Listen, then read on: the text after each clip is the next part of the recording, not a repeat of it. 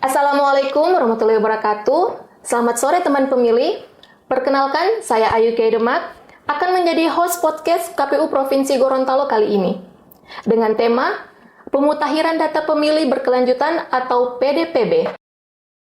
Sore ini sudah hadir narasumber kita, Pak Roy Hamrain, selaku anggota KPU Provinsi Gorontalo, yang juga merupakan Ketua Divisi Perencanaan Data dan Informasi KPU Provinsi Gorontalo. Assalamualaikum Pak, selamat sore. Apa kabar hari ini Pak? Sehat? Waalaikumsalam warahmatullahi wabarakatuh. Terima kasih host Mbak Ayu. Alhamdulillah saya di KPU Provinsi dalam keadaan sehat dan insya Allah teman-teman pemilih juga hal yang sama dalam keadaan sehat. Amin. Terima kasih sudah mau meluangkan waktu sore ini Pak untuk akan membahas tentang PDPB, kita singkat saja PDPB ya Pak. Jadi setelah pilkada itu kira-kira apa sih Pak yang dilakukan KPU? Supaya orang-orang di luar sana juga tahu, sekiranya KPU itu bukan setelah pilkada sudah tidak ada tugas lagi kan? Apalagi sekarang sudah waktunya untuk pemutakhiran data pemilih berkelanjutan. Sebelum kita masuk lebih dalam, kira-kira apa itu PDPB itu Pak? Supaya teman-teman sekalian juga teman pemilih bisa tahu apa PDPB itu. Ya, terima kasih Mbak Ayu selaku host pada sore hari ini. Memang Alhamdulillah kita di kemarin tahun 2024 sudah melaksanakan tahapan pilkada dan pemilu dengan sukses. Saya kira dalam hal kalau kita lihat ya, dalam tahapan pilkada ataupun pemilu, bahwa dalam perkara di Mahkamah Konstitusi maupun di Bawaslu ya, provinsi baik kabupaten kota, bahwa pemutakhiran data pemilih ini sampai dengan penetapan DPT ini tidak bermasalah. Alhamdulillah ini adalah kerja-kerja teman-teman kita dari PPDP, kemudian ada juga PPS, PPK, KPU, dan Alhamdulillah ini diselenggarakan dengan baik.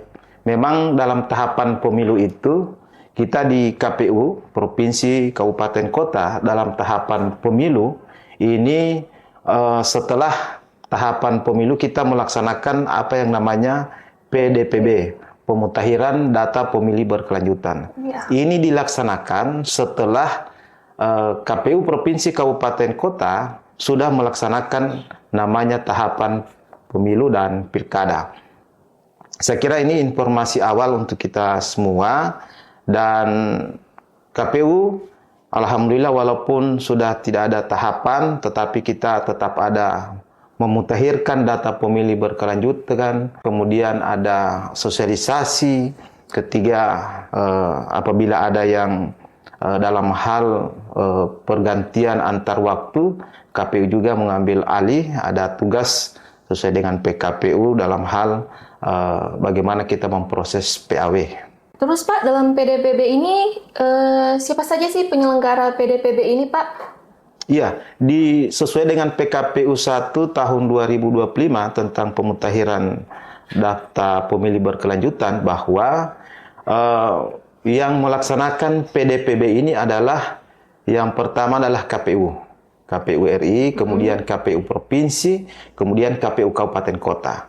Kalau kemarin di tahapan pemilu dan pilkada, kita ada penyelenggara ad hoc, yaitu PPK, PPS, kemudian ada Pantarli atau PPDP, yang melaksanakan pemutakhiran data pemilih berkelanjutan. Karena ini sudah tidak ada tahapan, maka kita diatur sesuai PKP itu, maka tingkatannya KPU RI, kemudian KPU Provinsi, dan KPU Kabupaten Kota.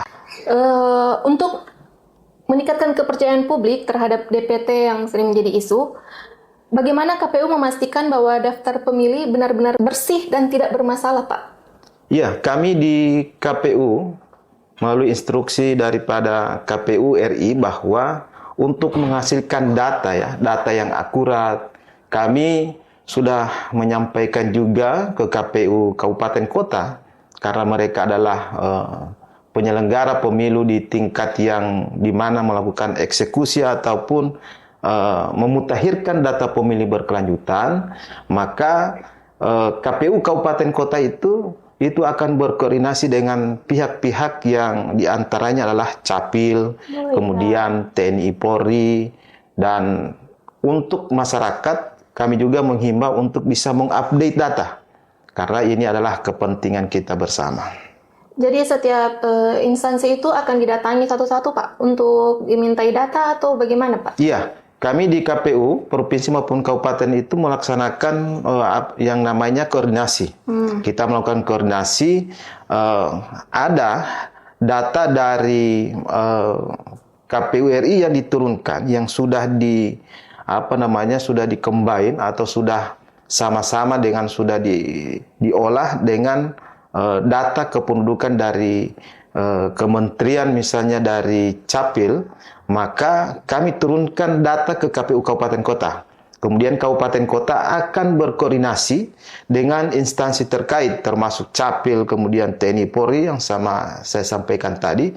Kemudian untuk mendapatkan data, maka KPU Kabupaten Kota akan melaksanakan yang namanya coktas. Coktas itu adalah pencocokan dan penelitian terbatas, karena kita tidak ada masih anggaran belum ada, maka ini coktas dilakukan sukarela oleh teman-teman KPU Kabupaten Kota. Jadi setelah pilkada itu KPU bukan hanya berdiam diri, tetapi ada juga kegiatan yang akan dilakukan. Kira-kira PDPB ini dilakukan setiap berapa bulan sekali ya Pak? Ya, untuk KPU Kabupaten Kota ini akan memutakhirkan, kemudian akan melakukan pleno terkait dengan PDPB ini 3 bulan dalam setahun itu 3 bulan. Jadi per 3 bulan per 3 bulan, kemudian di provinsi per 6 bulan, sehingga dalam 3 bulan itu KPU provinsi akan melakukan rapat pleno atau rekapitulasi, mengundang kabupaten kota dan pihak terkait. Terus Pak, bagaimana strategi KPU, khususnya KPU Provinsi Gorontalo, dalam memastikan proses pemutakhiran ini tidak hanya administratif, tapi juga akurat dan partisipatif? Iya, kami di KPU Provinsi dan Kabupaten Kota sudah melaksanakan pemutakhiran data pemilih berkelanjutan. Sama dengan seperti yang saya sampaikan tadi, bahwa sesuai PKPU itu, KPU Kabupaten Kota itu akan melakukan koordinasi, kemudian misalnya di Capil ada yang meninggal ataupun yang pindah, ini akan dikeluarkan oleh KPU Kabupaten Kota. Kemudian misalnya di TNI Polri ada yang sudah berumur, ada yang sudah pensiun, maka ini akan dicatat kembali oleh KPU Kabupaten Kota sebagai pemilih. Kemudian ada yang kemarin 17 tahun dan sudah masuk menjadi anggota TNI atau Polri, maka ini akan kita keluarkan, akan kita bersihkan di dalam data pemilih berkelanjutan ini. Kemudian kita juga dalam hal pemutakhiran ini, kami juga butuh masukan dari masyarakat, dan insya Allah karena ini adalah hak pilih, maka keterlibatan dari masyarakat itu sangat dibutuhkan. Nah Pak, pertanyaan terakhir.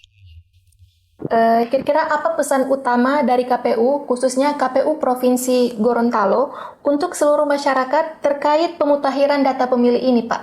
Iya, dalam podcast hari ini, kami ingin menghimbau kepada masyarakat bahwa PDPB atau pemutakhiran data pemilih berkelanjutan ini adalah untuk menjamin hak pilih daripada masyarakat.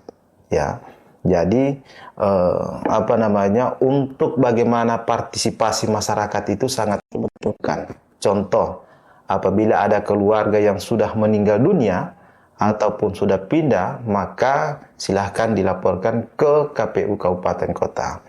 Kemudian PDPB ini untuk meningkatkan partisipasi masyarakat, ya.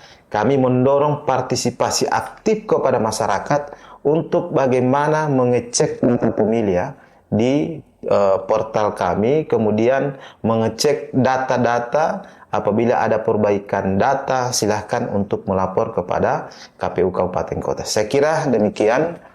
Terima kasih kepada semua teman pemilih. Insya Allah sehat selalu. Ya, terima kasih Pak untuk pembahasan singkat tapi bermanfaat Pak. Semoga setelah ini para teman pemilih semua bisa lebih tahu secara detail lagi sebenarnya KPU setelah pilkada itu ngapain sih? Yeah. Nah, katanya begitu kan. Jadi untuk para teman pemilih jangan lupa untuk datang ke KPU setempat. Jika ada salah satu dari yang telah diucapkan Pak Roy Hamrain tadi, jangan malu-malu atau takut-takut untuk datang ke KPU setempat untuk melapor apabila ada yang sudah berumur 17 tahun ataupun ada yang sudah meninggal. Jangan takut untuk bertanya ke KPU terdekat. Jadi untuk pembahasan podcast kita hari ini sampai di sini. Terima kasih untuk kesempatannya Pak sekali lagi. Kita akan bertemu di podcast dengan tema lainnya. Wassalamualaikum warahmatullahi wabarakatuh. Selamat sore. Salam KPU melayani.